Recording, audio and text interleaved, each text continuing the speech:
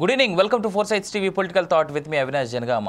Right, ఎమ్మెల్యేల party ఫిరాయింపులు ఇది ఏ రాష్ట్రంలో అయినా సరే చాలా కామన్గా జరిగేటువంటి ప్రక్రియ అనేటువంటిది అందరికీ తెలిసిందే. అయితే ఒక పార్టీ సింబల్ మీద గెలిచి ఇంకో పార్టీ సింబల్ కోసం పోరాడి వెళ్ళి తర్వాత అధికార పక్షంలో జాయిన్ అయిన తర్వాత కుమ్ములాట్లు వాళ్ళకి కావాల్సినటువంటి దందాలు ఇవన్నీ చాలా రెగ్యులర్. అయితే తెలంగాణ రాష్ట్రంలో మాత్రం జరిగింది ఏందయ్యా అనంటే, పార్టీ ఫిరాయింపుల నేతలు ఎవరైతే ఉన్నారో వాళ్ళందరూ మా పార్టీ సింబల్ మీద గెలిచారు కాబట్టి వీళ్ళని అనర్హులుగా ప్రకటించాలి అని చెప్పేసి బీఆర్ఎస్ పార్టీ ఏదైతే పోరాటం చేస్తా ఉందో దానికి సుప్రీంకోర్టు ఇవాళ ఇచ్చినటువంటి స్టేట్మెంట్ ఏదైతే ఉందో కాస్త సీరియస్గానే రియాక్ట్ అయినట్టుగా తెలుస్తూ ఉంది. ఇది కాస్త బీఆర్ఎస్ పార్టీకి కావచ్చు లేదా ప్రజాస్వామ్యానికి కావచ్చు మంచిదనే నేనైతే అనుకుంటా ఉన్నా. బట్ చూద్దాం ఏ విధంగా ముందుకు పోతుంది అనేటువంటిది. ఎందుకంటే మార్చి 22 లోపు సమాధానం ఇవ్వాలని చెప్పి సుప్రీంకోర్టు అనడం జరిగింది. తర్వాత విచారణ మాత్రం మార్చి 25కి వాయిదా వేసింది. మార్చి 22 అంటే దాదాపుగా ఇంకా 20 రోజులు, అంటే 18 రోజులు టైం ఉంది. ఈలోపు ఏమైనా జరగవచ్చు. కానీ కౌశిక్ రెడ్డి, వివేకానంద్ గౌడ్ ఎవరైతే ఈ కేసుకి సంబంధించి, కేపీ వివేకానంద్ గౌడ్ ఎవరైతే దీనికి సంబంధించి ఫైట్ చేస్తూ ఉన్నారో నిజంగా మెచ్చుకోవాల్సినటువంటి అంశం. బట్ ఒకప్పుడు వాళ్ళు ఇదే పని చేశారు, ఇది సేమ్ పని వీళ్ళు చేసినందుకు వీళ్ళ మీద కేసులు అయితే వేసారు. ఏదైతే ఏంది కాంగ్రెస్ పార్టీ అధికారంలో ఉంటుందా లేదా అనేటువంటి చూడాల్సినటువంటి టైం. ఇదే పొలిటికల్ థాట్లో మనం తీసుకుంటున్నటువంటి మేజర్ సబ్జెక్ట్. దీనికోసం మనతో పాటు జాయిన్ అవుతా ఉన్నారు బీఆర్ఎస్ నాయకులు సతీష్ గారు, అదేవిధంగా అనలిస్ట్ బండారు రామ్మోహన్ గారు, కాంగ్రెస్ నాయకులు వెంకట నాయక్ గారు, బీజేపీ నాయకులు వేణు యాదవ్ గారు జాయిన్ అవుతా ఉన్నారు మనతో పాటు. గుడ్ ఈవినింగ్ అండి, అందరికీ వెల్కమ్. ముందుగా బీఆర్ఎస్ దగ్గర నుంచి మొదలెడదాం. సతీష్ గారు, ఏ విధంగా చూస్తారు ఇప్పుడు సుప్రీంకోర్టు దాకా, సుప్రీంకోర్టు మెట్లు కూడా ఎక్కడం, సుప్రీంకోర్టు క్లియర్గా గైడ్ లైన్స్ ఇస్తూ ఉండడం, ఎట్లా మీ పార్టీ కాస్త సక్సెస్ సాధించే వైపుగానే కనిపిస్తూ ఉంది ప్రస్తుతానికైతే? బీఆర్ఎస్ పార్టీ అన్ని విధాలుగా సక్సెస్ సాధిస్తుందండి. గతంలో నుంచి మనం ప్రజల పక్షాన కొట్లాడుతున్నాం. ప్రజల గొంతుగా ప్రజలు ఇచ్చిన మనకు బాధ్యత. ప్రతిపక్షంలో ఉన్నాం. ప్రతిపక్షంలో ఉన్నందుకు ఖచ్చితంగా ప్రజల పక్షాన కొట్లాడాల్సిన రెస్పాన్సిబిలిటీ బీఆర్ఎస్ పార్టీ వైపు ఉంది.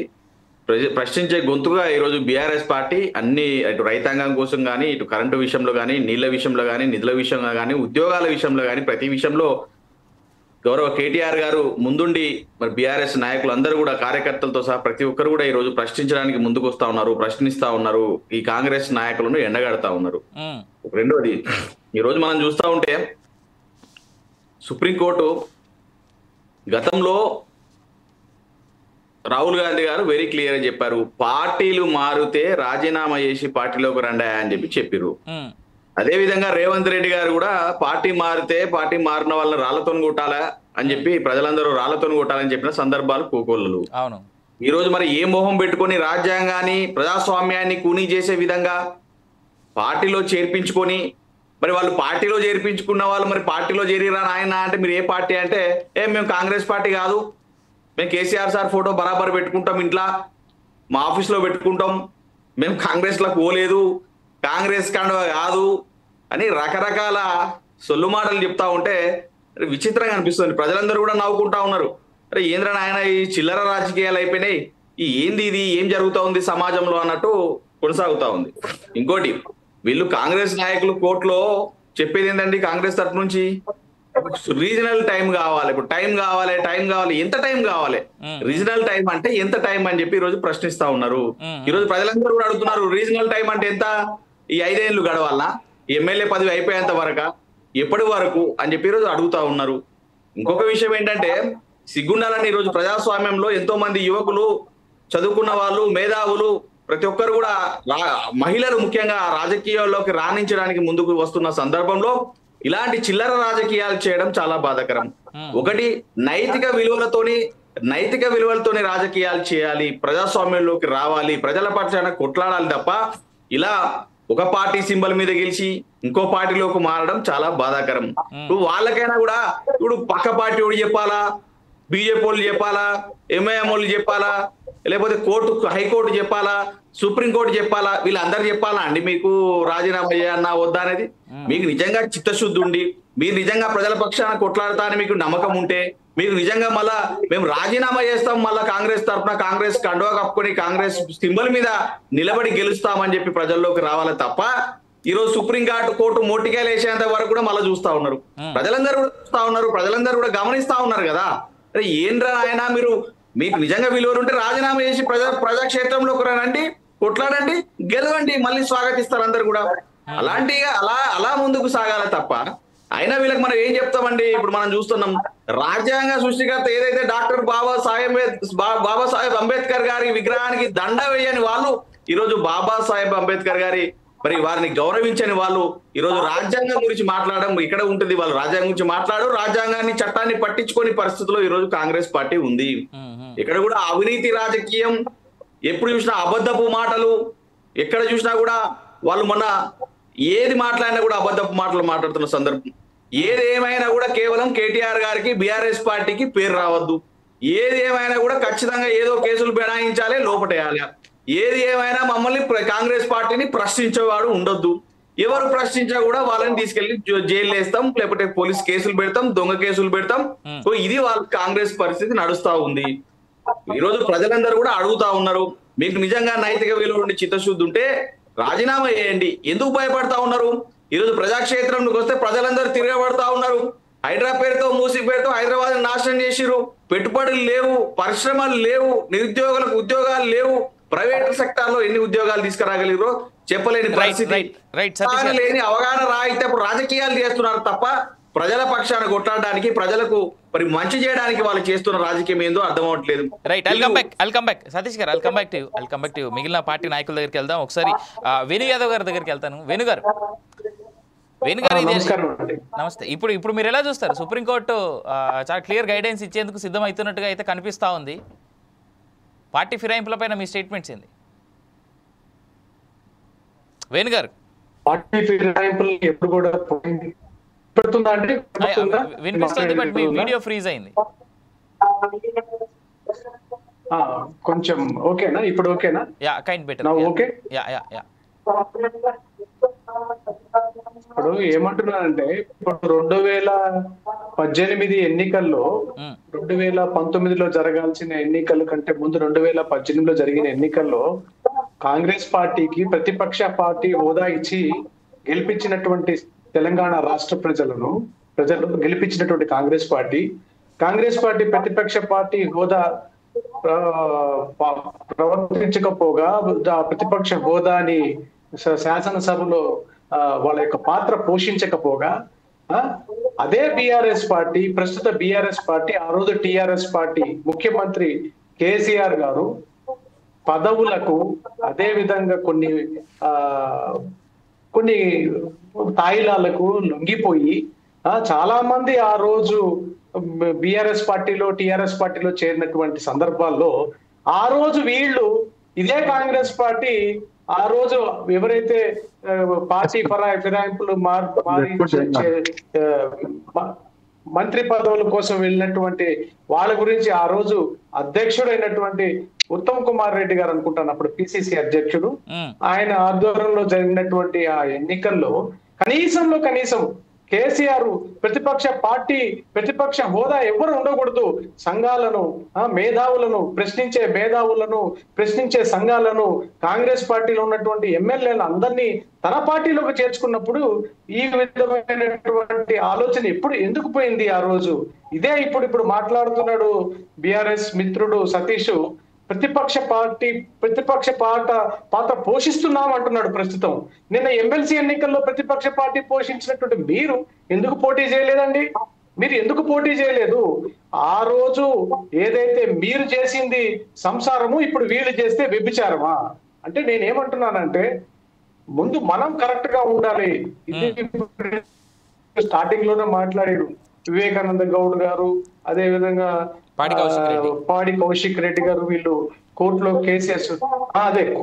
కేసెస్ ఉన్నారు సంబంధిత. అంటే వీళ్ళందరూ అప్పుడు జంపు జిల్లానీలు కాలేదా? అప్పుడు టీడీపీ నుంచి బీఆర్ఎస్ పార్టీ, టిఆర్ఎస్ పార్టీలు జంపు జిల్లాని అయినప్పుడు అప్పుడు ఎట్లా వీళ్ళందరినీ జంపు జిల్లాని యాక్సెప్ట్ చేసిరు? అదే జంపు జిల్లాని ఈ రోజు కాంగ్రెస్ పార్టీలోకి వెళ్ళిరు. ఏదైనా కానీ ప్రజలు వీటన్నిటిని యాక్సెప్ట్ చేయకుండా ప్రజలు బుద్ధి చెప్పే సమయం ఆసన్నమైంది. వాస్తవంగా సుప్రీం కోర్టుకి వెళ్ళిన తర్వాత కూడా ఇప్పటికీ ఈ రోజుకి కూడా ఇంకా కనీసం వీరికి సంబంధించినటువంటి ఆ యొక్క స్టేట్మెంట్స్ రికార్డ్ చేసి పంపించమనేది ఇప్పటి వరకు కూడా పంపించలేదని చెప్పని అంటున్నారు. ఇదంతా ఏంటంటే ఇది ఒక ప్లానింగ్ గా జరుగుతుంది. ఇదంతా ఒక ప్లానింగ్ గా జరుగుతుందనేది అనిపిస్తుంది. నేను కొట్టినట్టుంటా నువ్వు ఏడ్చినట్టుండు, నువ్వు గిచ్చినట్టుంటా నువ్వు ఏడ్చినట్టుండు అనేటువంటి ఆలోచనతో వీళ్ళిద్దరి యొక్క సంభాషణ, వీళ్ళ యొక్క ప్రవర్తన నడిపిస్తూ ప్రజలను పక్కదారి పట్టించే వైనంతో నడిపిస్తున్నాం. అదే రోజు కాంగ్రెస్ పార్టీలో నుంచి వీళ్ళందరూ వెళ్ళిన తర్వాత ప్రతిపక్ష పార్టీ పోషించలేని కాంగ్రెస్ పార్టీ, ఆ రోజు బీజేపీ పార్టీ, ఆ రోజు తెలంగాణ అధ్యక్షుడు బండి సంజయ్ ఉవ్వెత్తిన కెరటంలో బీజేపీ నాయకులు ఎన్నో ఉద్యమాల ఫలితంగా కేసీఆర్ ని మేము గద్దె దించినటువంటి వైనాన్ని మీ ప్రత్యక్ష మీడియా కథనంగా అందరు చూసింది. ఇప్పటికైనా సరే ఈ తీర్పు, రేపు రాబోయే తీర్పు ప్రజలకు అర్థమయ్యే విధంగా సుప్రీంకోర్టులో చాలా త్వరగా, ఇప్పుడు 22వ తారీఖు లోపల మళ్ళీ వాళ్ళని ఒపీనియన్ తీసుకోమని శాసనసభ కార్యదర్శికి నోటీసులు పంపించడం జరిగింది. సో ఇదంతా ఒక కోర్టుకు చేరిన తర్వాత కూడా కోర్టుని మనం మాట్లాడడానికి లేదు. కాబట్టి మనం వెయిట్ చేయాల్సిందే. సుప్రీంకోర్టు తీర్పుని మనము వెయిట్ చేసి సుప్రీంకోర్టులో ఏ విధమైనటువంటి తీర్పు ఇస్తుంది, వీళ్ళని తీర్పు కోసం మనం వేచి ఉండడమే దీనికి సంబంధించి. అంతేగాని సంబంధిత విషయాల్లో వీళ్ళు చేసినటువంటి సంసారాన్ని వీళ్ళు వ్యభిచారం చేస్తున్నారా, వీళ్ళు వ్యభిచారం చేసి వాళ్ళు సంసారం మీద నెట్టేస్తున్నారా అనేది వీళ్ళిద్దరి మధ్య ఒక అండర్స్టాండింగ్ గేమ్ నడుస్తుంది అనేటువంటిది మా భారతీయ జనతా పార్టీ వాదన. రైట్ వేణు గారు, come back to you. Venkat గారి దగ్గరికి వెళ్దాం. వెంకట్ గారు, ఇప్పుడు కాంగ్రెస్ పార్టీ ఎట్లా రిసీవ్ చేసుకుంటుంది దీన్ని? ఎందుకంటే వాళ్ళేమో మేము కాంగ్రెస్లో లేము, బీఆర్ఎస్లోనే ఉన్నాం అనేటువంటిది ఆ 10 మంది ఎమ్మెల్యేలు చెప్తారు. సరే, ఒక 2-3 అయితే మేము కాంగ్రెస్లో ఉన్నాం అనేటువంటి మాట అంటా ఉన్నారు.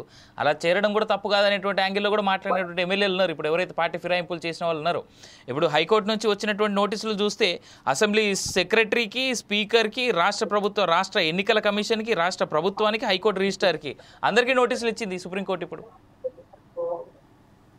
సార్, ముందుగా మీకు ప్యానెల్లో పెద్దలకు నమస్కారం సార్. సార్, నా వాయిస్ క్లియర్ గా వినపడుతుందా? వినిపిస్తుంది వెంకట్ గారు. సార్, ఇప్పుడు విషయం ఏంటంటే రాజకీయం గురించి మాట్లాడాలో, నైతికత గురించి మాట్లాడాలో, లేకపోతే రాజ్యాంగం గురించి మాట్లాడాలన్న అంశం మీద ఒకసారి తర్చన మర్చన జరుగుతున్న సందర్భంలో నైతికత అనే అంశం కొంచెం కొత్తగా వింటున్నట్టు అనిపిస్తుంది. ఈ రోజు డిబేట్ లో నైతికత కొంచెం 2-3 సార్లు చర్చలోకి వచ్చింది కాబట్టి చెప్తున్నాను.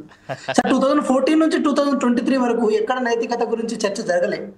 ఆ రోజు వాళ్ళు తెలంగాణ రాష్ట్రంలో ఇది రాజకీయ పునరేకీకరణలో భాగంగా, తెలంగాణ రాష్ట్ర నిర్మాణంలో భాగంగా 63 మంది ఉన్న వాళ్ళు ఎవరైతే ఎమ్మెల్యేలు ఉన్నారో వాళ్ళు ఇంకా 88 మందికి, తర్వాత 100 మందికి వాళ్ళు కొనసాగుకుంటూ ముందుకు వచ్చారు. సరే, అక్కడి వరకు ఓకే. ఎందుకంటే కేసీఆర్ గారు అప్పుడే రాజకీయంగా ఎస్టాబ్లిష్ అవుతున్న సందర్భంలో బొటాబొట్టి మెజారిటీ ఉందన్న కారణం చేత వాళ్ళు టీడీపీ నుంచి కానీ, వైఎస్ఆర్సీపీ నుంచి కానీ, అప్పుడున్న ఏకైక సిపిఐ ఎమ్మెల్యే కానీ, లేకపోతే బీఎస్పీ నుంచి కానీ కొంతమంది వాళ్ళు తీసుకున్నారు. ఎక్కడ కాంగ్రెస్ పార్టీ కూడా దాన్ని పెద్దగా బ్లేమ్ చేసే ప్రయత్నం చేయలే. అలా పోయిన వాళ్ళలోనే ఈ వివేకానంద గౌడ్ కుత్బుల్లాపూర్ సంబంధించిన ఎమ్మెల్యే ఎవరైతే ఉన్నారో 2014లో ఆ పునరేకీకరణ భాగంగానే రాజీనామా చేయకుండా స్పీకర్ గారి ఆలోచనలు ఇంకా దాటిపోయి వారు బీఆర్ఎస్ పార్టీలో చేరడం జరిగింది. సో ఇదొక చర్చ. ఇక్కడ మీరు చూడండి, తర్వాత 2018లో ఇందాక అన్నగారు చెప్పిన లెక్క ప్రకారం, బీజేపీ నుంచి అన్నగారు చెప్పిన లెక్క ప్రకారం నేను మాట చెప్పే ప్రయత్నం చేస్తున్నాను సార్. ఇక్కడ విషయం ఏంటంటే 2018లో 88 స్థానాలు వచ్చిన తర్వాత కూడా ఇక నైతికత గురించి వచ్చిన చర్చ కాబట్టి చెప్తున్నాను నేను. అసెంబ్లీలో కాంగ్రెస్ పార్టీకి సంబంధించిన సిఎల్పిని విలీనం చేసుకొని అసెంబ్లీలోనేమో ఏది ఎంఐఎం ప్రతిపక్షం అంట, బయట ఏమో మిత్రపక్షం అంట. ఇక నైతికత గురించి వీళ్ళు మాట్లాడుతున్నారు. ఏది ఉన్న ఎమ్మెల్యేలు మొత్తం దీంట్లో గుంజుకొని ఏమనంటే ఎమ్మెల్యేలు మొత్తం దీంట్లో వచ్చారు కదా అని చెప్పే ప్రయత్నం చేస్తున్నారు. సరే, ఇక్కడ విషయం నేను ఏం చెప్పే ప్రయత్నం చేస్తున్నా అంటే రాజ్యాంగంలో 10th షెడ్యూల్లో భాగంగా అక్కడ ఏ అంశాన్నైనా సరే ఒక నిర్ణయం తీసుకునే ఒక అర్హత, ఒక బాధ్యత ఎవరికి స్పీకర్కి ఉంటుంది. అది విచక్షణతో కూడుకున్న బాధ్యత కాబట్టి అది వారి చేతిలో ఉంటుంది. హైకోర్టు కూడా ఇదే విషయం స్పష్టం చేసింది. స్పీకర్ గారు, మీరు మీ చేతిలో ఉన్న అంశం, దాన్ని మేము నిర్ణయం తీసుకోవడానికి లేదు. సో రాజ్యాంగంలో ఈ విధమైన వెసులుబాటు ఉంది. పార్టీ ఫిరాయింపుల అంశం మీద మీరు నిర్ణయం తీసుకోవాలని చెప్పింది. ఎస్, ఈరోజు స్పీకర్ గారి విచక్షణకు సంబంధించిన అంశం కాబట్టి దాన్ని మనం దిశానిర్దేశం చేయాల్సిన అవసరం లేదు. అది చాలా క్లిష్టంగా చెప్పే ప్రయత్నం చేస్తున్నాను.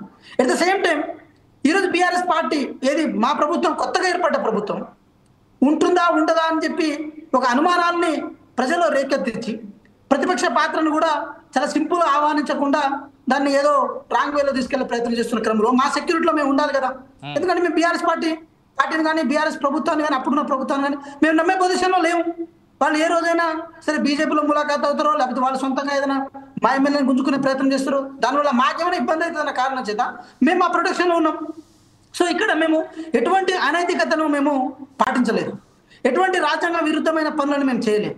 ఎస్, మేము ఒకటే అన్నాం, ఒక 10 మంది ఎమ్మెల్యేలు వాళ్ళు ఏది పార్లమెంట్ ఎలక్షన్ తర్వాత మొన్న కేసీఆర్ గారు కూడా అనుండే పార్లమెంట్ ఎలక్షన్లో 0 వచ్చిన తర్వాత వాళ్ళ పార్టీ ఎమ్మెల్యేలకు ఎవరైతే ఇన్సెక్యూరిటీ కాంప్లెక్స్ లో వెళ్ళిపోయి ఏది బీఆర్ఎస్ పార్టీ బీజేపీ సపోర్ట్ చేస్తుంది, కొన్ని మల్కాజ్గిరి కాన్స్టిట్యూన్స్ లో ఈటల రాజేంద్ర గారిని ఓట్లేయమని చెప్పి బహిర్గతంగా వచ్చి చెప్తున్నారు. కాబట్టి మాకు ఎక్కడ ఇన్సెక్యూరిటీ కాంప్లెక్స్ అవుతుందని చెప్పి పార్లమెంట్ ఎలక్షన్ రిజల్ట్ వచ్చిన తర్వాత వాళ్ళు 0 వచ్చిన తర్వాత వాళ్ళందరూ చాలా మంది దాదాపు 7 ఎమ్మెల్యేల వరకు కాంగ్రెస్ పార్టీలో చేరడం జరిగింది. ఇక్కడ కాంగ్రెస్ పార్టీ ఎవరిని పోయి ఇంటికి పోయి రండి మీరు మా పార్టీలో చేరని చెప్పి ఎక్కడ బతిమలాడలే. కాంగ్రెస్ పార్టీ ఎక్కడ ప్రతిపక్షాన్ని కూని చేయాలన్న ప్రయత్నం చేయలే. ఇన్ కేసు మేము చేయాల్సి కనుక వస్తే మాత్రం వాళ్ళకి మంత్రి పదవులు ఆశ చూపో లేకపోతే వాళ్ళ కాంట్రాక్టులు ఆశ చూపో మేము గుంజుకొచ్చేటోళ్ళం. కానీ మాకు నైతికత ఉంది, రాజ్యాంగం పైన మాకు విలువలు ఉంది, ఆ విలువలను పాటించాలన్న కారణం చేత ఈరోజు జరిగిన ప్రక్రియ ఇది. అవినాష్ గారు, నేను ఒకటే మాట స్పష్టంగా చెప్పదలుచుకున్న, ప్యానల్లో పెద్దలు ఉన్నారు కాబట్టి చెప్తున్నాను సార్ అవినాష్ గారు. సో ఇక్కడ 2 పర్యాల కాల పరిమితిలో 10 సంవత్సరాల కాలంలో ఇక్కడ ప్రజాస్వామ్యాన్ని కూలి చేస్తారు. కేవలం కాంగ్రెస్ పార్టీ ఎమ్మెల్యేలను గుంజుకుంటే మేము ఏదో దాన్ని ఇట్లా చేయలే. కానీ ఏకైక కమ్యూనిస్ట్ పార్టీ నుంచి సిపిఎం సిపిఐ 2 ఉండే 2014లో. ఆ ఉన్న సిపిఐ ఎమ్మెల్యే కూడా సిపిఐ ఎమ్మెల్యేను తీసుకొచ్చి లోపల కలుపుకున్నారు. ఆ ఒక్క సున్నం రాజా గారితో వారితో కూడా చర్చ జరిపారు, కానీ వారు కొన్ని విలువల కారణం చేత వాళ్ళు రాలేకపోయారు. సో ఇక్కడ ఆ పని కాంగ్రెస్ పార్టీ చేస్తలేరు. ఒక్క బీజేపీ ఎమ్మెల్యే 8 మంది బీజేపీ ఎమ్మెల్యేలో ఒక్కళ్ళ జోలికి మేము పోలే. పార్టీ ఎమ్మెల్యేల జోలికి మేము పోలే. సో వాళ్ళు పార్లమెంట్ ఎలక్షన్ తర్వాత వాళ్ళకి వచ్చిన 0ను బేస్ చేసుకుని ఈరోజు రావడం జరిగింది. సత్యసేన ఒక్క నిమిషం నన్ను మాట్లాడినాడు. సత్యసేన ఒక్క నిమిషం, మీరు ఇప్పుడు ఏం మాట్లాడినా కూడా అది నైతికత కిందికి రాదు. కానీ సత్యసేన నేనేమంటున్నా, సత్యసేన నా మాట మీరు అర్థం చేసుకోండి. ఒక చిన్న ప్రశ్న. మీరు ఈ డిబేట్ చర్చ నడుస్తుంది, ఏదైతే జంప్ చేసి ఒక పార్టీ వృత్తి మీద గెలిచి ఒక పార్టీలోకి వెళ్ళిన వాళ్ళ గురించి, వాళ్ళని మీరు పార్టీలో ఉంచుకుంటారా ఉంచుకోవట్లేదా? న్యాయస్థానాలు చట్టపరంగా మీరు ముందుకెళ్తారా? న్యాయస్థానాన్ని నమ్ముతారా? సుప్రీంకోర్టుకు వాల్యూ ఇస్తారా? ఇవ్వరు కదా, ఒకటి చెప్పండి. 10 సంవత్సరాలు మర్చిపోయారా? 10 సంవత్సరాలు ఒక మాట, మీ జీవితాంతం మీరు మీ కాంగ్రెస్ నాయకులు బీజేపీ నాయకులు బ్రతుకున్నంత వరకు కూడా గత కేసీఆర్ లేకుండా మీకు కాలం గడవదు. మీరేదైనా మాట్లాడదలుచుకుంటే చాలా క్లియర్ గా ప్రజలకు స్పష్టంగా చెప్పండి. రైట్ వెంకట్ గారు సతీష్ గారు ఒక మాట ప్యానలిస్టులు ఇద్దరికి ఒక మాట. నేను ఒకసారి రామ్మోహన్ గారి దగ్గరికి వెళ్దాం. రామ్మోహన్ గారి దగ్గర నుంచి తర్వాత మళ్ళీ నేను వెంకట్ గారు మళ్ళీ మీ దగ్గరికి వస్తా. రామ్మోహన్ గారు ఆన్సర్ ఇవ్వాల్సి ఉంది సార్. ఇద్దరు సార్. రామ్మోహన్ గారు మాట్లాడిన తర్వాత ఇద్దరు మీరు. నేను ఆన్సర్ ఇచ్చానా సార్? ఒక్క మాట సరే ఇవ్వండి సార్. సతీష్ గారు మీరు ఏం చేయండి అంటే, నన్ను అడిగిన ప్రశ్నను మీరు ఎవరైతే వివేకానంద గౌడ్ గారు ఉన్నారో 2014లో టీడీపీ నుంచి పోటీ చేశారు కదా, మీరు ఆ రోజు రాజీనామా చేసి ఎందుకు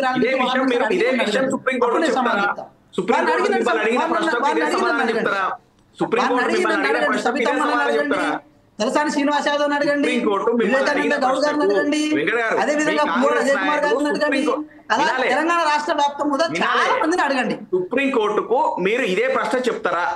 మీరు పోయి వాళ్ళని అడగండి సుప్రీంకోర్టు, కానీ సుప్రీంకోర్టు జడ్జి గారు చెప్తారా? నేను అథారిటీ ఉంటే ఇదే చెప్పేటోని.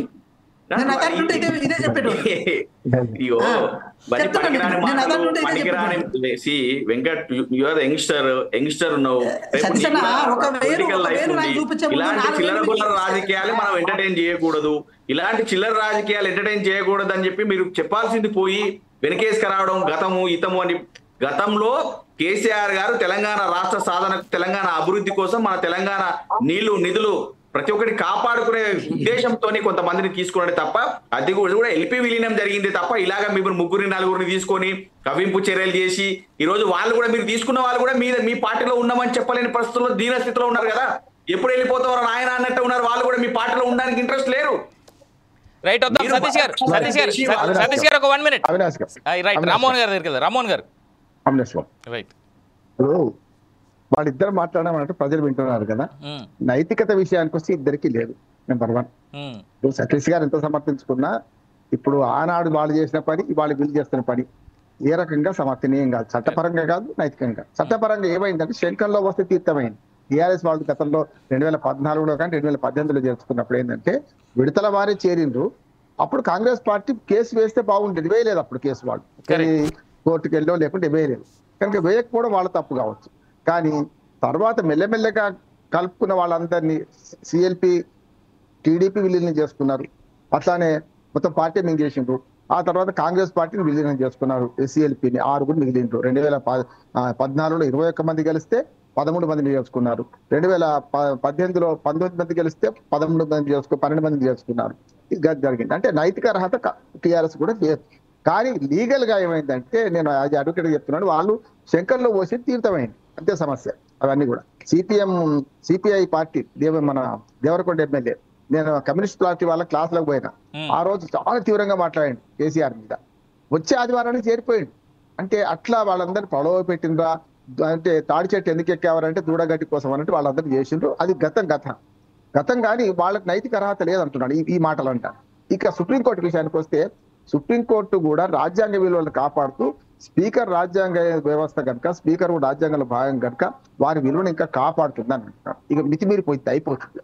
గతంలో కూడా స్పీకర్ గురించి మనం ప్రశ్నించే ముందు, ప్రసాదరావు గారిని ప్రశ్నించే ముందు, లక్ష్మీపుత్రుడైన మన పోచారం శ్రీనివాసరెడ్డి గారు ఎక్కడున్నారు? గతంలో 2018 తర్వాత చేరిన వాళ్ళను 5 ఏళ్ళు రక్షించింది ఆయన కాదా? సరిగ్గా కొద్ది రోజులైతే అసెంబ్లీ రద్దు అవుతానంగా వాళ్ళని రాజీనామా చేయండి, అనవసరంగా పదవులు పోతాయి అని చెప్పింది కదా. స్పీకర్ల వ్యవహారం కూడా అట్లే ఉంది. ఆనాడు శ్రీనివాసరెడ్డి చేసిన అంతే, వాళ్ళ ప్రసాదరావు గారు చేసిన అంతే. ఆయన 4 ఏళ్ల అర్థం నడిపిండు, వరకు 4 ఏళ్ల పైన నడిపింది. కానీ నైతిక అర్హత విషయానికి వస్తే టీఆర్ఎస్ కు లేదు, ఇప్పుడు కాంగ్రెస్ కు లేదు. కాకపోతే ఏంటంటే కోర్టు ఏమంటుందంటే, మొన్న ఒకసారి అన్నది ఎంత సమయం సరిపోతుందని మహారాష్ట్ర ఉదాహరణ కూడా చెప్పింది అవినాష్ గారు. మహారాష్ట్రలో అసెంబ్లీ కాలపరిమితి అయ్యేదాకా నడిపింది కదా, మీరు అట్లాగా చేస్తారా అని.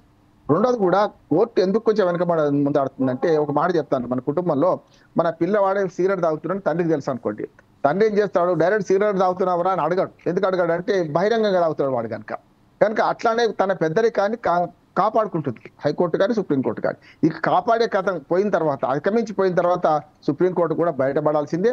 అందుకని ఇవాటి వ్యాఖ్యలు ఏవైతున్నాయో సరిగ్గా వర్తిస్తాయి. ఖచ్చితంగా ఇవాళ ఎమ్మెల్యేల నుంచి వివరణ తీసుకోవడానికి, మొన్ననేమో ఎంత సమయం సరిపోతుంది, సరైన సమయం లేకపోతే తగిన సమయం అంటే ఎంత సమయం అని అడిగి ప్రశ్నించింది సుప్రీంకోర్టు. ఇవాళ ఏమంటుందంటే, తగిన సమయం పోతుంది, ఇక మీరు చేయాల్సిన పని నోటీసులు ఇవ్వడం కాదు, నోటీసులు ఇచ్చి దానికి జవాబు తెప్పించుకోండి 20 సెకండ్ లోపట అని. ఇంక్లూడింగ్ హైకోర్టు కేసు పెండింగ్ ఉంది, హైకోర్టుకు నోటీసులు ఇచ్చింది, హైకోర్టు రిజిస్ట్రార్ కు, అట్లా మిగతా వాళ్ళందరికీ ఇచ్చింది. ఇక జరగబోయేది నేను ఏమంటున్నానంటే, సుప్రీంకోర్టు బడితే పట్టుకుంటుందని నేను అంటున్నాను. ఇది మంచిదే, అందరికి అన్ని పార్టీలకు మంచిదే అంటున్నాను.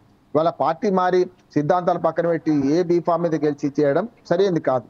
కనుక సుప్రీంకోర్టు ఏమైనా ఇస్తే ఏమంటే, స్పీకర్ కు ఆదేశాలు ఇవ్వచ్చు అని నేను అనుకుంటాను. ఈ కేసులో, పర్టికులర్ కేసులో ఇప్పటిదాకా సుప్రీంకోర్టు కూడా 3 నెలల టైం సరిపోద్దా మీరు అని వ్యాఖ్యలు చేసింది. కానీ వ్యాఖ్యల్ని బట్టి కూడా సుప్రీంకోర్టు ఏ తీర్పు వస్తుందని ఊహించలేం. కానీ నేను ఊహిస్తుంది ఏంటంటే అగమించి, అంటే శిశుపాలు తప్పుడు 100 అయినట్టే ఫిరాయింపుల విషయంలో దేశవ్యాప్తంగా జరుగుతుంది ఇదే అని సుప్రీంకోర్టు గుర్తించింది. కనుక స్పీకర్ కు డైరెక్షన్స్ 25 తర్వాత ఇస్తుందేమో అనుకుంటున్నాడు. 22 తర్వాత కూడా వీళ్ళు ఏం చేయలేక ఇట్లా నానొస్తే అని ఒకటి రామోహన్ గారు పరిష్కారం.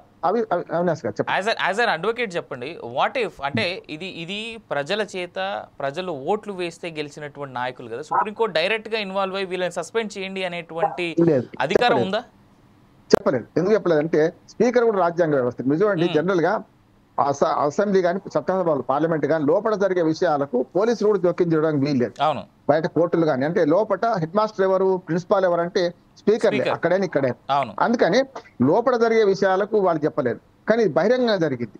చట్టంలో ఏముందంటే, గతంలో రాజీవ్ గాంధీ గారు చట్టం చేసినప్పుడు 1/3 సరిపోద్దని అప్పుడు అనుకున్నారు, ఇంత దుర్మార్గం ఉండదు అనుకున్నారు. కానీ ఏమైంది, తర్వాత 2005 చట్టం సవరణ ఏమైందంటే, అంతకుముందు ఉదాహరణ చెప్తాను. అవినాష్ గారు 3 ఎంపీలు ఎమ్మెల్యేలు ఉన్నారు అనుకోండి, 3లో ఒక్కరు చేరితే అయిపోతుంది, సరిపోతుంది, పార్టీ ఫిరాయింపు లెక్కకి రాకపోతుంది. కనుక ఇప్పుడు ఏమైంది, ఇప్పుడు చట్టాల సవరణ తర్వాత 2 చేరాలి. 3లో 2 చేరినప్పుడు మాత్రమే లీగల్ గా కేసీఆర్ గారు కరెక్ట్ చేసిండ్రు. కానీ చేర్చుకుంది ఒకేసారి చేర్చుకోలేదు, వేరువేరుగా చేర్చుకున్నారు. సరే, శంకర్ల వసి తీర్థం అయిపోయింది. ఇక్కడ ఏమైతుందంటే, ఇప్పుడు సుప్రీంకోర్టు కూడా డైరెక్ట్ గా ఒకవేళ నిర్దేశించినా కూడా అమలు చేయకపోతే శిక్ష ఎక్కడిది, అమలు చేయకపోతే స్పీకర్ల మీద అధికారం లేదని రాజ్యాంగం చెప్తుంది. అది చట్టసభలు ప్రత్యేక ప్రతిపత్తికి అల్లవి కనుక. ఒక మాట చెప్తాను, గతంలో సుప్రీంకోర్టు కూడా 2-3 తీర్పు చెప్పి భంగపడ్డది కూడా. ఉదాహరణ జల్లికట్టు ఉదాహరణ. జల్లికట్టులో తీర్పు చెప్తే ఏమైంది, సమాజం పాటించకపోతే ఏమైంది. అట్లానే మన కోళ్ల పందాల విషయం ఉదాహరణ 2 చూస్తున్నాం. ఆంధ్రప్రదేశ్ లో కోళ్ల పందాలు, జల్లికట్టు వ్యవహారం. అలాంటి తీర్పు చెప్పేసింది, 2 నిషేధించండి వద్దు అన్నది.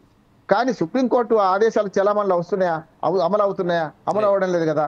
ఏ చట్టమైనా 90 మంది ఆచరిస్తే అది చట్టంగా మారుతుంది, 90 మంది తిరస్కరిస్తే అక్కడ నా చుట్టం అవుతుంది. కనుక ఇక్కడ కూడా కొన్నిసార్లు ఏమనుకుంటుందంటే సుప్రీంకోర్టు చాలా సార్లు కూడా కొన్ని అపరిశమైన వ్యాఖ్యలు చేసింది.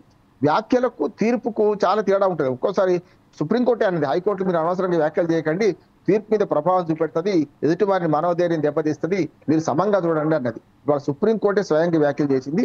మీరు 22 లోపల వాళ్ళ ఎమ్మెల్యేల నుంచి సమాధానం తెప్పించుకుంటారా లేదా అని అడుగుతున్నది. 22 దాకా రాకపోతే స్పీకర్ ను నిర్దేశిస్తుంది. లేకపోతే ఏమైందంటే ఇంకొక మాట చెప్పొచ్చు. ఇప్పుడు మీరు చట్టంలో మార్పు రాకుండా ఇదేనే ఏం చేయలేదు, స్పీకర్ కూడా ఏం చేయలేదు, మీరు కూడా ఏం చేయలేరు, ఎవరు మన సుప్రీంకోర్టు కూడా. చట్టంలో ఏం మార్పు రావాలి? ఇప్పటిదాకా రాహుల్ గాంధీ పదవి మొన్న పోయింది కదా, 2 ఏళ్ల కన్నా శిక్ష ఎక్కువ పడితే ఆటోమేటిక్ గా పదవి పోవాలి, ఆ చట్టం చేయండి అని సుప్రీంకోర్టు ఆదేశిస్తేనే పార్లమెంట్ చట్టం చేసింది. దాని ప్రకారం ఇప్పుడు రాహుల్ గాంధీది కానీ లక్షద్వీప్ ఎమ్మెల్యే పదవి పోయింది, అప్పీల్ పోతే మళ్ళీ వచ్చింది. ఇక్కడ కూడా ఏం చేయాలంటే ఒక బీఫామ్ మీద గెలిచిన వాళ్ళను పార్టీ మారగానే ఆటోమేటిక్ గా పదవి పోవాలి. ఎవరికి అప్పచెప్పాలి? అది ఎలక్షన్ కమిషన్ కి అప్పచెప్పాలి. స్పీకర్ నుంచి అధికారం తీసేయాలి. ఆ చట్ట సవరణకు అందరూ ఎందుకు ఒప్పుకోరంటే మన లీడర్ సినిమా రాణా ఉందిగా, లీడర్ సినిమా ఉదాహరణ చెప్తాను. అంటే తాము వచ్చే మంది ఎవరు మిగ్గరు. ఇట్లాంటి ఫిరాయింపులు బాధితులుగా ఉన్నప్పుడేమో అరుస్తున్నారు, వాళ్ళే బాధితులుగా అధికారంలోకి వచ్చినాక వాళ్ళే అదే పని చేస్తున్నారు. గతంలో బీఆర్ఎస్ చేసిన పనే ఇప్పుడు కూడా కాంగ్రెస్ చేస్తున్న పని. బీఆర్ఎస్ ఇప్పుడు కొత్త కాదు కదా, అంతకుముందు రాజశేఖర రెడ్డి గారు ఉద్యమ సమయంలో చేర్చుకున్నప్పుడు అరవలేదా వీళ్ళందరూ కూడా? రాజశేఖర రెడ్డి గారు అన్యాయంగా చేర్చుకున్నారు మా 10 మంది ఎమ్మెల్యేలు అన్నారు కదా, అప్పుడుది ఇప్పుడు వీళ్ళకి వస్తుంది. ఇప్పుడు చేసుకున్నానికి చేసుకున్నంత. కానీ ఇది సుప్రీంకోర్టులో చెప్పడానికి వీల్లేదు. సతీష్ గారితో ఏకమిస్తున్నారు. రేపు పొద్దున సుప్రీంకోర్టులో ఈ వాదన చెల్లదు కూడా. ఈ వాదన మీరు చేశారు కనుక మేము చేస్తామంటే తొంశుంటా అంటే చెల్లదు. కనుక లీగల్ గా సమాధానం చేయాల్సిందే. సుప్రీం మన స్పీకర్ ఉండో, అసెంబ్లీ స్పీకర్ ఉండో వారు బాధ్యులు అవుతారు అనుకుంటున్నాను. ఇప్పటికి కూడా స్పీకర్ తెరువు పోతలేదు సుప్రీంకోర్టు డైరెక్ట్ గా. ఎందుకు పోతలేదంటే గతంలో వేరే కేసులలో స్పీకర్ల తెరువు పోయింది, కానీ ఈ కేసులో నిర్ణయాధికారం వారి చేతిలో ఉంది కదా. కనుక ఇప్పుడు ఒక సూచన చేయొచ్చు. సిబిఐ డైరెక్టర్ నియామకం చేసిండ్రో మన ఎలక్షన్ కమిషన్ నియామకం అట్లా చేయమని ఒక సూచన ఇచ్చింది. చట్టాలు చేసేది మా పని కాదు, చట్టసభలే చట్టాలు చేయాలి. సుప్రీంకోర్టు కేవలం సూచనలు ఇస్తుంది, అంతకన్నా వెళ్ళేది. సుప్రీంకోర్టు తన పరిధిని తను నిర్ణయించుకున్నది. ఇక్కడ కూడా ఫిరాయింపుల చట్టంలో మార్పులు తెమ్మని ఒక మంచి తీర్పు ఇచ్చే అవకాశం ఉందని నేను అనుకుంటున్నాను. రైట్, రామ్మోహన్ గారు welcome back to again. Satish గారు, వాట్ ఇఫ్ అంటే ఇప్పుడు రామ్మోహన్ గారు చాలా క్లియర్గా చెప్తా ఉన్నారు, సూచనల వరకు అయితే ఇవ్వగలదు తప్ప మళ్ళీ అది ఎండ్ ఆఫ్ ద డే, ఎందుకంటే రాజ్యాంగం కల్పించినటువంటి రైట్స్ ప్రకారం, హక్కుల ప్రకారం క్లియర్గా స్పీకర్ చేతిలోనే ఉంటుంది దీని అధికారం ఏంటి, ఎలాంటి అధికారం తీసుకోవాలి, ఎలాంటి చర్య తీసుకోవాలి ఏంటి అనేటువంటిది. మేబీ సుప్రీంకోర్టు గైడ్ చేసినట్టుగా ఎక్స్ప్లెనేటరీ మాత్రం చేసి ఉండొచ్చు కాక అంతకుమించి ఇంకేం చేయలేరు. సో వాట్ ఇఫ్ ఆ తరుణంలో బీఆర్ఎస్ పార్టీ ఏ విధంగా యాక్షన్ తీసుకునే ఛాన్సెస్? ఇప్పుడు చిన్న పిల్లలు కూడా ఒకసారి చెప్తే వినే పరిస్థితులు కొంత పరిస్థితులు నడుస్తా ఉన్నాయి. ఇప్పుడు ఒకసారి చెప్తాం, 2 సార్లు చెప్తాం. వాళ్ళకు బుద్ధి లేని వాళ్ళకి ఎన్నిసార్లు అని చెప్తామండి? ఎన్నిసార్లు అని చెప్తే వాళ్ళు వయసులో చాలా పెద్దవాళ్ళు, ఎమ్మెల్యేగా కొన్ని వేలాది లక్షలాది ఓట్లు జనాలు వేస్తే తప్ప వాళ్ళు గెలిచిన వాళ్ళు. అట్లాంటిది వాళ్ళకు విలువలు లేని జీవితాలు గడుపుతా అంటే మనం ఏం చేయలేం. కానీ ఎవరైతే ఈ తెలంగాణలో పార్టీ మారిన ఎమ్మెల్యేలు ఉన్నారో వాళ్ళకు వారిగా రాజీనామా చేసి ఎలక్షన్స్ రండి అని చెప్తా ఉన్నాం. ఒకవేళ రాకపోతే ఏదైతే ఆ నియోజకవర్గంలో ప్రజలు కానీ బీఆర్ఎస్ పార్టీ నాయకులు కానీ ప్రతి ఒక్కరు పోయి ఆయన ఇంటి ముందర కూర్చొని ప్రశ్నిస్తారు. అరే నాయనా నువ్వు ఏ పార్టీలో ఉన్నావురా, నీకు మొహం ఉంటే చెప్పు అని అడుగుతారు. అరే నాయనా నువ్వు ఆ పార్టీలో కొనసాగుతావా, రాజీనామా చేస్తావా, చెయ్యవా అని ప్రశ్నిస్తారు. అన్ని నియోజకవర్గాలందరూ కూడా రాష్ట్రంలో ఉన్న ముఖ్యమంత్రి గారిని ప్రశ్నించడానికి సిద్ధంగా ఉన్నారు, ప్రశ్నిస్తా ఉన్నారు. ఎన్నిసార్లు అడుగుతారండి? ఒక ముఖ్యమంత్రి స్థానంలో ఉన్నప్పుడు రాష్ట్రానికి పెద్ద మనిషి, పెద్ద దిక్కు ముఖ్యమంత్రి గారు. ఇప్పుడు ఆయనే రాళ్లతో కొట్టాను అన్నారు. ఇప్పుడు ఈ తెలంగాణలో ఇప్పుడు పార్టీ మారిన ఎమ్మెల్యేలు రాళ్లతో కొడదామా, చెప్పులతో కొడదామా, దేనితో కొడదామా అనేది కూడా మళ్ళీ రేవంత్ రెడ్డి గారే చెప్పాలా. ఇంకోటి ఈ ఎమ్మెల్యేలను కొంతమందిని పిలుస్తాడు, మీటింగ్లు పెడతాడు. మరి ఈ మిగతా 10 మంది ఎమ్మెల్యేలను ఎందుకు పిలుస్తలేడు? నిజంగానే నువ్వు కడువగా తీసుకుంటే ఎందుకు పిలవట్లేదు వాళ్ళని? ఎందుకు భయం? అంటే మీరు ఎప్పుడు చూసినా కూడా అంటే ఈ పార్టీ మారిన ఎమ్మెల్యేని మీరు వెనకేసుకు రావడం అనేది తగదు. వీళ్ళు ఏదంటే పగటికల్గా అన్నారండి, 4 ఎమ్మెల్యేలను భయానికో, భక్తికో, ఇంకోటో, ఆశ చూపో, భూములో ఇంకో మన్నో మసనం అన్ని తీసుకుందాం. దాని తర్వాత వీళ్ళ చూసి మిగతా ఎమ్మెల్యేలు వస్తారు, ఎల్పీలు వీళ్ళనే అయితే పగటికల్గా అన్నారు. కానీ రాష్ట్రంలో ఎక్కడ చూసినా కూడా మళ్ళా కేసీఆర్ గారి పార్టీ మర్చిపోతున్నారేమో. సతీష్ గారు, రేవంత్ రెడ్డి గానీ కాంగ్రెస్ ప్రభుత్వం గానీ చేసింది తాము నేర్పిన విద్య నీరజాక్షి అనేటువంటి యాంగిల్లోనే జరిగింది. అక్కడ మీరు చేసిందే వాళ్ళు చేసారు, పెద్ద తేడా అయితే ఏం లేదు అక్కడ. మీరు ఒకటి చాలా గమనించాలండి, అది తప్పు మాట. తెలంగాణ ఆగమైతున్న తెలంగాణ మన భాష మీద, మన సంస్కృతి మీద యాస మీద అవమానించిన రోజులు ఉన్నాయి. ఊళ్ళలో నుంచి జిల్లాల అంటే మీరు సింపుల్ గా చెప్పేది ఏంటంటే మేము చేస్తే కరెక్ట్, ఎదుటోళ్ళు చేస్తే తప్పు అని అంటారు అంతే, దాన్ని డిఫెండ్ చేసుకుంటారు అంతే కదా. నేను తప్పు అని లేదండి. ప్రజాస్వామ్యంలో ఎల్పీ విలీనమైంది. ఇప్పుడు రామ్మోహన్ రావు గారు ఏం చెప్పారు? ఎల్పీ విలీనమైంది. ఎల్పీ చట్టపరంగా అయింది కదా, చట్టబద్ధంగా అయింది కదా. మీరు ఏదో 10 మందిని తీసుకొని చరిత్రలోకి వెళ్దామా సతీష్ గారు? చరిత్రలోకి వెళ్దామా? ఇవి కరెక్ట్ పనులు కాదు కదా. చరిత్రలోకి వెళ్దామా? చరిత్ర గురించి మీరు మాట్లాడు కాదండి, వినట్టు మీరు ఏం రిపోర్ట్, మీరు 22 లోపు మీరు ఏమి ఇస్తారో ఇవ్వాల్సిన బాధ్యత మీకుంది. మీరు కండువాలు కప్పారు. ఆ కండువాలు కాంగ్రెస్ ద్వారా లేకపోతే ఏం కండువాలు, వెంకటేశ్వర స్వామి కండువాలంటారు, ఇంకోలేమో తిరుగు కండువాలంటారు. అంటే అవి చెప్పాల్సిన బాధ్యత మీకు ఉంది. ప్రజలు ఉన్నారు, దానికి మీరు సమాధానం చెప్పాల్సిన బాధ్యత, రెస్పాన్సిబుల్ పర్సన్ గా మీరు సమాధానం చెప్పాలి. ఇంకోటి, బీజేపీ నాయకులు మాట్లాడుతున్నారండి, ఎంత దారుణం అంటే నిజామాబాద్ లో పసుపు బోర్డు తీసుకొచ్చి ₹1 తీసుకురాలి దానికి. నిజామాబాద్ లో పసుపు రైతులు ఆగమైతా ఉన్నారు. గతంలో కింటాలకు వచ్చిన అంత రేటు కూడా ఈ రోజు రేటు రాని పరిస్థితి. అరే మాకు పసుపు బోర్డు వచ్చింది కదా, ఈ ఎంపీ అరవింద్ గారు మాకు అది చేస్తాడు ఇది చేస్తాడు రేట్లు పెరుగుతాయి అని చెప్పి పాపం జగిత్యాలు అక్కడిక్కడ పంటలు ఎక్కువ వేసారు. ఇలా పంటలు ఆగమవుతున్నాయి, కొంట్రోడు దిక్కు లేదు, కొన్నా కూడా 5,000 క్వింటల్ 6,000 క్వింటల్ పరిస్థితి. ఈ కాంగ్రెస్ దొంగ కాంగ్రెస్ వాళ్ళు ఏం చెప్పారు? మీకు ఎందుకు బాగా మీ పసుపు క్వింటల్కు 12,000 రాకపోతే 7,000 అయినా 8,000 అయినా మిగతా కలిపి 12,000 నింపుతాం మేము ఉన్నామని చెప్పి కాంగ్రెస్ దొంగ మాటలు చెప్పి పసుపు రైతుల్ని మోసం చేసేవారు. మరి ఇక్కడికి వస్తే మళ్ళా ఈ బీజేపీ నాయకులు ఆదిలాబాద్కి వస్తే CCI అండి, సిమెంట్ ఫ్యాక్టరీ. ఈ రోజులలో కన్స్ట్రక్షన్స్ కంపెనీలలో ఎక్కడ చూసినా సిమెంట్ కి ఎంత విలువ ఉంది, సిమెంట్ కి ఎంత డిమాండ్ ఉందని అందరికీ తెలిసిన విషయమే. అలాంటి పరిస్థితుల్లో పార్లమెంటు ఎలక్షన్స్ లలో పార్లమెంట్ లో తిరుగుకుంటూ ఈ బీజేపీ నాయకులు దొంగ మాటలు చెప్పి మేము CCIని పునరుద్ధరణ చేస్తాం, CCIని బాగు చేస్తాం, మళ్ళా కార్మికులందరూ రావచ్చు, మీ అందరికి మేము అండగా ఉంటామని దొంగ మాటలు చెప్పి ఇలా తుక్కుకు అమ్మే పరిస్థితిలో టెండర్లు వేసిర్రు. ఇప్పుడు దాని మీద ఆధారపడుతున్న కార్మికులందరూ వాళ్ళ ఆగమైతా ఉన్నారు. వాళ్ళ రోదన ఈ బీజేపీకి వినబడడం లేదా అని ఈ రోజు ప్రజలందరూ అడుగుతా ఉన్నారు.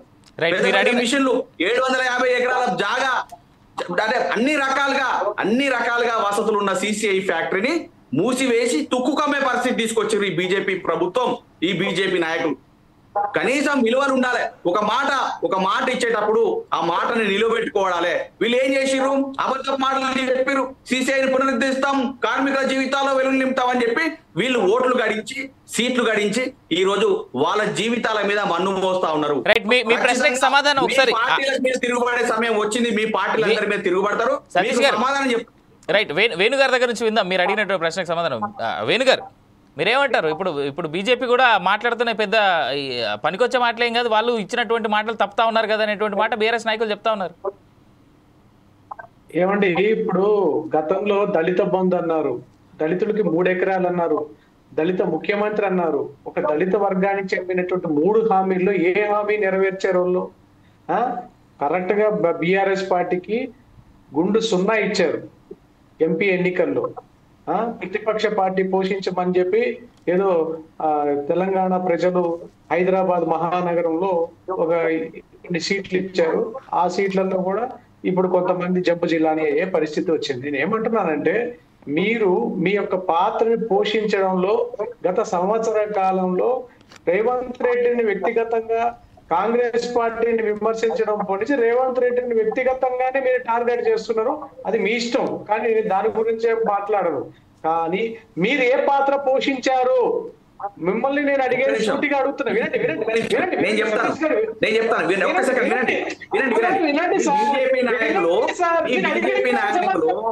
పిల్లలు గురుకులాల్లో పిల్లలు చనిపోతా ఉన్నారు, కానీ బీజేపీ నాయకులు బీజేపీ నాయకుల నోర్లు మూగపోయినాయి. గురుకులాల్లో పిల్లలు పరిస్థితి మీ బీజేపీ నాయకుల నోర్లు మూగపోయినాయి. రైతులందరూ 450 పైగా రైతులు చనిపోతా ఉన్నారు. బీజేపీ నాయకుల నోర్లు మూగబడ్డాయి. నేతన్నలు ఉరేసుకుంటా ఉన్నారు, బీజేపీ నాయకుల నోర్లు మూగబడ్డాయి. చూడండి, ఉరేసుకొని చనిపోతా ఉన్నారు. ఆడపిల్లలకు 2,000 ఇస్తాను, ఆడబిడ్డలకు 2,000 ఇస్తాను, మీరు ప్రశ్నించలేదు ఎందుకు మూగపోయినాయా? రైతు భరోసా ఏమైంది? దళితులకు 12 లక్షలు ఇస్తానన్నారు, ఏమైంది? ప్రతి ఒక్కటి కూడా మీరు ప్రశ్నించలేక మీరు కొమ్ము కాస్తూ కాంగ్రెస్ నాయకులకు కొమ్ము కాస్తున్నారు తప్ప ప్రజల పక్షాన నిలబడట్లేదు. మీరు ప్రజల పక్షాన నిలబడట్లేదు కాబట్టి ప్రజలు మిమ్మల్ని నమ్మలేని సతీష్ గారు ఇల్లు అలకగానే పండుగ కాదండి. సతీష్ గారు ఏం జరుగుతుందో వేచి చూడండి. సతీష్ గారు ప్లీజ్ లెట్ వేణు గారు కంప్లీట్, ఆ తర్వాత మీరు మాట్లాడదు. వేణు గారు ఏమండి, సతీష్ గారు మీరు మాట్లాడేటప్పుడు నేను విన్నాను, నేను మాట్లాడేటప్పుడు వినడం నేర్చుకోండి. ఒక స్టూడియో వినండి. అరే నువ్వు అనుకుంటే ఎట్లా అబద్ధాలు మాట్లాడినావు? ప్రజలకు తెలుసు కదా, నువ్వు మాట్లాడింది నువ్వు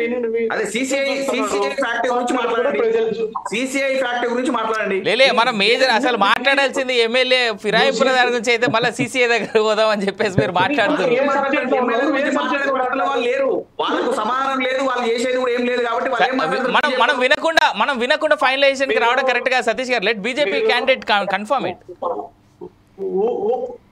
ఊపదంపుడు ఉపన్యాసాలు ఈ డెబిట్ లో పనికిరావు.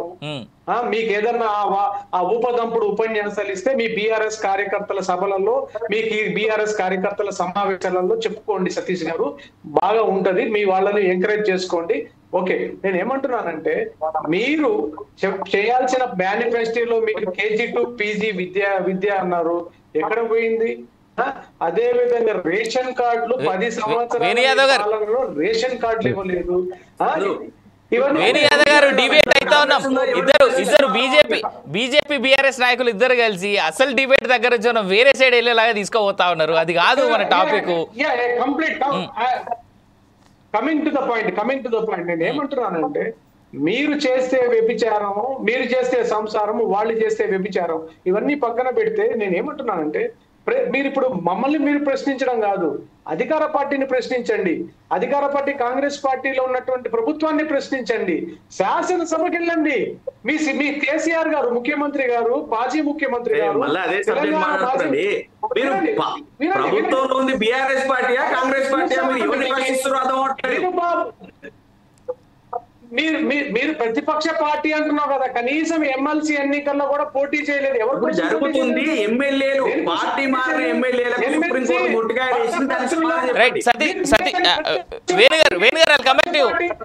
ప్రతిపక్ష పార్టీలో ఉన్నారు, ప్రతిపక్ష పార్టీలు అని చెప్పి ఊకదప్పుడు ఉపన్యాసాలు తప్ప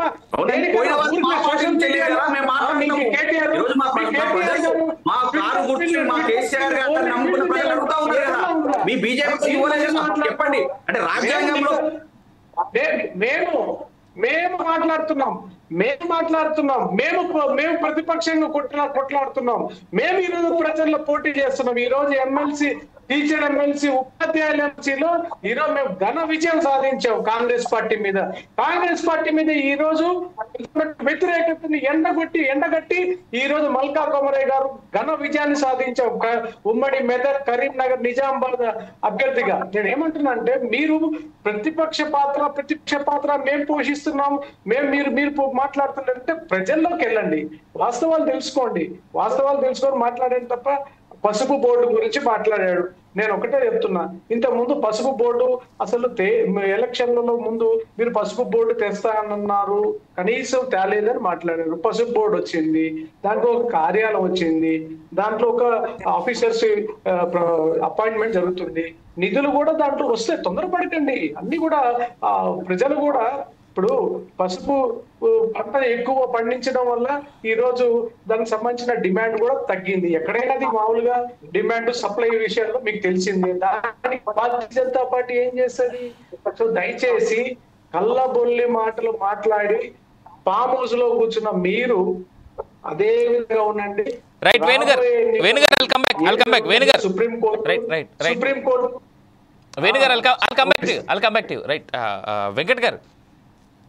వెంకట్ గారు, సతీష్ గారి మాటలు క్లియర్గా విన్నారు మీరు. వాట్ ఇఫ్, ఇప్పుడు రామ్మోహన్ గారి మాటలు కూడా విన్నారు, వాట్ ఇఫ్ సుప్రీంకోర్టు క్లియర్గా గైడ్ లైన్స్ ఇస్తే పరిస్థితి ఏంది కాంగ్రెస్ పార్టీది? మీరు చేర్చుకున్నారు కదా కండువాలు కప్పి, మీ పార్టీకి కూడా అర్హత లేదు అనే యాంగిల్లో కనుక పొరపాటున సుప్రీంకోర్టు గైడ్ లైన్స్ ఇస్తే పరిస్థితి ఏంటి? ఎందుకంటే ఇవాళ సుప్రీంకోర్టు ఇచ్చినటువంటి ఏవేవైతే ఉన్నాయో నోటీసులు, దాంట్లో నేను మళ్ళీసారి చదివి వినిపిస్తా. అసెంబ్లీ సెక్రటరీకి ఇచ్చింది, అసెంబ్లీ స్పీకర్కి ఇచ్చింది, రాష్ట్ర ప్రభుత్వానికి ఇచ్చింది, రాష్ట్ర ఎన్నికల కమిషన్కి ఇచ్చింది, హైకోర్టు రిజిస్టర్కి ఇచ్చింది. ఈ పైన పైన రాజకీయ నాయకులు ఎవరు ఇచ్చినా ఇవ్వకపోయినా రెస్పాన్స్, రాష్ట్ర ఎన్నికల కమిషన్, హైకోర్టు రిజిస్టర్, వీళ్ళైతే ఖచ్చితంగా చొరవ తీసుకోవాల్సిందే, మీ దగ్గర ఎక్స్ప్లెనేషన్ తీసుకోవాల్సిందే వాళ్ళు. సరే, ఇప్పుడు వారి మాటలు మీరు విన్నారు, నేను విన్నాను. ఇప్పుడు నా మాటలు కూడా అందరూ వినాలని నేను కోరుకుంటున్నాను. సతీష్ అన్న మధ్యలో రావద్దు, ఎందుకంటే కొంచెం టెక్నికల్ ఇష్యూ చెప్పే ప్రయత్నం నేను చేస్తా. ఫార్చునేట్లీ నేను కూడా అడ్వకేట్నే. సో రామ్మోహన్ రావు గారంత నాలెడ్జ్ నాకు ఉండొచ్చు, ఉండకపోవచ్చు, కానీ కొంతవరకు నాకు తెలిసిన కొన్ని విషయాలు నేను చెప్పే ప్రయత్నం చేస్తాను సార్. ఇప్పుడు ఒక రాష్ట్రపతికి ఎటువంటి విచక్షణ అధికారాలు ఉంటాయో, గవర్నర్కి ఎటువంటి విచక్షణ అధికారాలు ఉంటాయో, చట్టసభలకు సంబంధించిన అంశంలో మాత్రం స్పీకర్ గారికి 10th షెడ్యూల్లో పర్టికులర్ గా కొన్ని అధికారాలు ఇవ్వడం జరిగింది. అది కూడా విచక్షణతో కూడుకున్న అధికారం.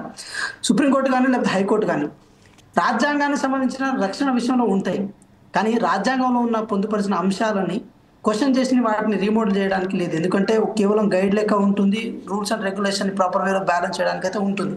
సో ఇక్కడ మీరు చూడండి, సుప్రీంకోర్టు ఇచ్చిన గైడ్ లైన్స్ అటు స్పీకర్ గారికి ఉంటుంది. హైకోర్టు చెప్పిన లెక్క ప్రకారమే వారు కూడా సుప్రీంకోర్టు కూడా అదే చెప్తారు, మాకు వివరణ ఇవ్వండి అని చెప్తారు. ఆ వివరణ కూడా స్పీకర్ గారు వారి విచక్షణ బట్టే ఇస్తారు. సో ఇక్కడ దాన్ని మనం లోతుగా మనం వెళ్లాల్సిన అవసరం లేదు. సో నేను ఏమంటున్నా, మళ్ళీ ఇప్పుడు ఈ మొత్తం డిబేట్ లో ఇంకో టాపిక్ కూడా వచ్చింది, విలువలు అనే అంశం వచ్చింది. నాకు సతీష్ అన్న మళ్ళీ విలువల గురించి మాట్లాడారు. సో విలువల గురించి మాట్లాడినప్పుడు నేను మాట స్పష్టంగా చెప్పదలుచుకున్నా, సతీష్ అన్న, కేవలం రాజకీయంగా ఏది మీ పార్టీ ఎమ్మెల్యేలను తీసుకొని వాళ్ళ మంత్రులు చేసో లేకపోతే విప్పు చేసో లేకపోతే వాళ్ళకి ఏదో ఇచ్చే ప్రయత్నం కాంగ్రెస్ పార్టీ ఎక్కడ చేయలేదు, చేయబోదు, చేయజరగదు కూడా, చేయజాలదు. ఆ విషయం నేను ఈ డిబేట్ గా స్పష్టంగా చేసే ప్రయత్నం. అంటే నేను ఒక మాట, వెంకట్ గారు నేను ఒక మాట అడుగుతా. నాకు తెలిసి మీరు మర్చిపోయారేమో పోచారం శ్రీనివాస్ రెడ్డి గారికి ఇచ్చింది ఏంది? ఏంటి సార్ ఏమి ఇచ్చారు, మర్చిపోయారా మీరు అంటున్నా నేను. అరకపూడి సార్ కార్పొరేషన్ చైర్మన్ల పేర్లలో పోచారం శ్రీనివాస్ రెడ్డి గారి పేరున్నది, అరకపూడి గాంధీ గారికి ఏదైతే అసెంబ్లీ సాక్షిగా ఒక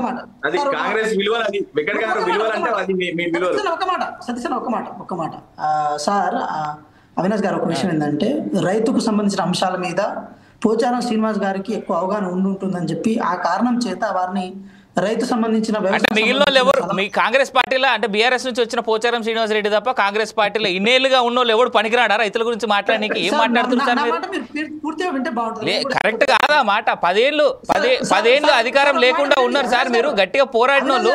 నేను ఇదే చెప్పిన ఇందాక, నేనేమన్నా వాళ్ళు మొత్తం చెప్పింది మీరు విన్న తర్వాత నేను చెప్పింది కూడా మీరు చెప్పే స్టేట్మెంట్లు నన్ను ఇమీడియట్ గా అడిగేలా తయారు చేస్తున్నాయి సార్. ఇందాక అన్ఫార్చునేట్ సార్ నేనేమంటున్నా, మీరు అడగొచ్చు, తప్పలేదు, నేను ఎక్కడ దాన్ని తప్పబడతలేను. ఇక్కడ మీరు అర్థం చేసుకోండి, రైతు సంక్షేమం సంబంధించిన దానికి సలహాదారుగా వారిని నియమించడం జరిగింది, సలహాదారులుగా మాత్రమే. వారిని ఏదో పెద్ద నెత్తి మీద పెట్టుకోవాలని ఆలోచన లేదు. మేమేమంటున్నాం, ఇంకా దుర్మార్గం అంటే ఎటువంటి దుర్మార్గం అంటే తలసాని శ్రీనివాస్ యాదవ్ గారినో లేకపోతే సబితమ్మనో లేకపోతే ఇంకెవరినో వాళ్ళని తీసుకొచ్చి మరి మంత్రులు చేసిన తర్వాత ఎవరిని ఒకసారి గప్ప కొత్తగా ఎవరిని విలీనం చేయలేదు. సత్యన ఫర్ యువర్ కైండ్ ఇన్ఫర్మేషన్, ఎవరిని గప్ప కొత్తగా తీసుకొచ్చి విలీనం చేసుకోలేదు. ఒక మాట నేను చెప్తా. నేను అందుకే ఇందాక చరిత్రలోకి వెళ్దాం అనుకున్నా. 2019లో కారు సారు 16 సర్కార్ అని చెప్పి నినాదంతో వీళ్ళు వచ్చినప్పుడు కారు సారు 16 సర్కార్ అని చెప్పి నినాదంలో ప్రజలకు వెళ్లకుండా ఎమ్మెల్యేలందరినీ వర్షం పెట్టి తీసుకునే ప్రయత్నం చేశారు వీళ్ళంతా. సో అప్పుడు విలువల గురించి గుర్తురాలే, నైతిక విలువల గురించి గుర్తురాలే, రాజ్యాంగం గుర్తురాలే. అప్పుడు వాళ్ళకు స్పీకర్ లేరు, స్పీకర్కు విచక్షణ అధికారం లేరు, ఇవన్నీ లేవు. ఇన్ కేస్ మీరు కనుక ఇక్కడ మీరు చూడండి, ఇప్పుడున్న స్పీకర్ గారిని మీరు మాట అనాల్సి వచ్చినప్పుడు మధుసూదనాచార్య గారిని కూడా మీరు అనే ప్రయత్నం చేయాల్సిన అవసరం ఉంటుంది. సో సతీష్ గారు ఒకటి అర్థం చేసుకోండి, రాజకీయాల్లో విలువల గురించి మాట్లాడేటప్పుడు మీరు 10 సంవత్సరాలు చేసిన విధ్వంసం గురించి మాట్లాడాల్సిన అవసరం కూడా ఉంటుంది. సో సార్ అన్వేష్ గారు, నేను ఏం చెప్పే ప్రయత్నం చేస్తున్నా అంటే, కేవలం పార్లమెంట్ ఎలక్షన్స్ లో మొన్న వచ్చిన వాళ్ళకు వచ్చిన ఏదైతే గుండు సున్నా ఉందో ఆ గుండు సున్నాకు జరిగిన చర్యలో భాగంగా వాళ్ళు వచ్చారు తప్ప అంతకుముందు మేము ఎక్కడ వాళ్ళు కారు సారు 16 సర్కార్ లాగా మేము ముందే గుంజుకునే ప్రయత్నం మేము చేయలే. అందుకే నేను చరిత్రకు వెళ్ళమంటున్నా. రామ్మోహన్ రావు గారు వాళ్ళు దానికి ప్రధాన సాక్ష్యంగా ఉండొచ్చు కాక. సో వాళ్ళు అప్పుడు చేసిన పని మేము ఇప్పుడు చేయలే. ఇంకా వాళ్ళకు ముందే మంత్రి పదవులు ఆశ చూపించారు. మేము ఇంతవరకు చూడండి, వాళ్ళకి 0 వచ్చిన తర్వాత వాళ్ళందరూ చేరికలు జరిగిన తర్వాత ఎవరికి ఇంతవరకు మంత్రి పదవి ఇవ్వాలన్న ఆశ మేము చూపించలే, చేయం కూడా. సో కాంగ్రెస్ పార్టీకి ఒక సిస్టమాటిక్ అంశాలు ఉన్నాయి. మా ఎగ్జిస్టెన్స్ కోసం వచ్చిరా వాళ్ళ. ఇంకో మాట కూడా నేను అడగదలుచుకున్నా, మొన్న జరిగిన కేసీఆర్ గారితో జరిగిన మీటింగ్ లో మరి వాళ్ళు ఎవరిని పిలిచిరా పిలవలేదా? మరి వాళ్ళు ఈ విషయం సత్యన్ననే మీరు అడగాలి. పిలిచిరా పిలవలేదా, వాళ్ళు రావాలనుకున్నారా రాలేదని చెప్పి వాళ్ళని కూడా అడగాల్సి ఉంటుంది. పాడి కౌశిక్ రెడ్డి గారు ఇంటికి వెళ్ళి మరి కండువా వేస్తా అంటే వెళ్ళకుండా అరెస్ట్ చేసారు. పాడి కౌశిక్ రెడ్డి గారి గురించి ఏం మాట్లాడాలండి? మానకోట్లో రాడు వినట, మానకోట్లో రావినట పాడి కౌశిక్ రెడ్డి గారు తన ఇంటికి వెళ్ళి గాంధీ గారి ఇంటికి వెళ్ళి పాడి కౌశిక్ రెడ్డి గారు కూడా తెలంగాణ పోలీసులు ఉద్యమకారుడే ఇబ్బంది కాదు, మీ చేసిండ్రు. పార్టీకి సంబంధించిన వ్యక్తి ఏం కాదు. ఆయన మోచేతి నీళ్లు తాగుతారని చెప్పి ఆయనకు ఒక ఏదో ఎమ్మెల్సీ కట్టబెట్టిరు, తర్వాత ఎమ్మెల్యే గెలిచిండు. అది ఎంత లోతుగా మాట్లాడాల్సి వస్తే ఆ లెక్క వేరుంటది. సర్లేండి సార్, అట్లా మీరు కాదు. 10 మంది ఎమ్మెల్యేల పోచేతులు నీళ్ళు తాగుతురా? ఎవరు మీరు తీసుకున్న ఎమ్మెల్యేలు కదా, మా వాళ్ళు అసలు వాళ్ళు అట్లా బిహేవ్ చేస్తలేరు కదా. వాళ్ళు మీ మీద నొప్పితో మీ మీద మీకు అడ్వైజర్ లేరు. మనం డెరోగేటరీ సతీష్ గారు వెంకట్ గారు మనం ఒక మాట మనం డెరోగేటరీ కామెంట్స్ వైపు వెళ్ళాల్సిన అవసరం లేదు. ఒక మాట వెంకట్ గారు, మనం డెరోగేటరీ కామెంట్స్ వైపు వెళ్ళాల్సిన పని లేదు. ఎందుకంటే అన్ని పార్టీలో అట్లాంటి నాయకులు ఉన్నారు. మనం ఆ విధంగా మాట్లాడుకోవడం కరెక్ట్ కాదు. దయచేసి ఒకసారి రామ్మోహన్ గారు ఇప్పటికీ నేనేమంటున్నా, 10 మంది ఎమ్మెల్యేలను నేను వకాల్తా పుచ్చుకుంటలేను.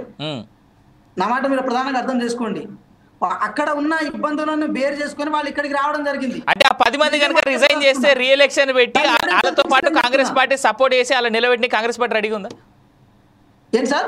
ఆ 10 మంది కనుక మీ పార్టీలోకి చేర్చుకోవాలని అనుకుంటే ఆ 10 మందితో రిజైన్ చేయించి మళ్ళీ రీఎలక్షన్స్ కి పోదామనడానికి బీఆర్ఎస్ రెడీగా ఉంది, మీ పార్టీ రెడీగా ఉందా? అది వాళ్ళని అడగాలి సార్. ఆ 10 మంది ఎమ్మెల్యేలను మళ్ళా కాదే. రామ్మోహన్ గారు వెంకట్ గారు ఒక్క నిమిషం. వెంకట్ గారు I will come back to you. Rammohan గారు, యా, సో మీరు 2-3 పార్టీల నాయకులు మాట్లాడినారు. ఇన్ఫాక్ట్ నేను అడిగిన క్వశ్చన్స్ కూడా విన్నారు సార్ క్లియర్ గా. ఖచ్చితంగా నేను ఎప్పుడు కల్పించుకోను, అప్పుడు అందుకనే వెంకట గారిని అడిగాను కదా. ఏమంటున్నాను, ఇందులో ముగ్గురు అయితే పూర్తిగా ఇప్పుడు ఈ ఫిరాయింపుల దొంగాట ఆడుతున్నారు సార్. అందరూ దాగుడు మూతల దండా కోర ఆట ఆడుతున్నారు. ఇందులో వాళ్ళు చేస్తే వీళ్ళు చేస్తే 2 తప్పే అంటున్నాను. ఆనాడు లీగల్ అయింది. ఆ లీగల్ కావడానికి కూడా మీరు చేతులు ఎత్తేస్తే ఎందుకైంది? 10 మంది పోయినప్పుడే, ముగ్గురు పోయినప్పుడే తోటకూర దొంగతనాన్ని ఆడే మనం అరికడితే బాగుంటుండే అంటే మీరు ఇప్పుడు వాళ్ళు ఏం చేశారు? తోటకూర దొంగతనాన్ని గట్టిగా పట్టుకొని 10 మంది ఎమ్మెల్యేల మీద పడ్డారు, కేసులు వేసిండ్రు. మీరు అప్పుడు మీరు వేయలేదు, టీడీపీ వాళ్ళు వేయలేదు, ఎవరు వేయలేదు కనుక పోయింది. ఇప్పుడు ఒకటే ఎమ్మెల్యే కదా, సిపిఐ వాళ్ళు వేస్తే వద్దన్నారు. ఆనాడు నా ఒక్క ఎమ్మెల్యే ఎట్లా తీసుకుంటామని చెప్పి మీరు కోర్టుకు పోలే కనుక ఆనాడు చెల్లింది. వాళ్ళు కోర్టుకు పోయింది కనుక ఇప్పుడు అడ్డకట్టయింది. 3 చెప్తాను.